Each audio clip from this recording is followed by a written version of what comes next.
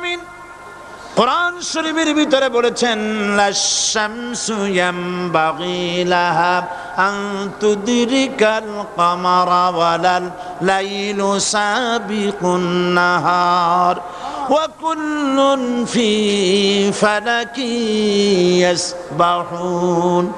প্রবল জ্ঞানী হইবে যাহারা, আপন মনেতে বুঝিবে তাহারা, রাত্রি পারে না আগে যাইবার, দিনের স্থান করি অধিকার।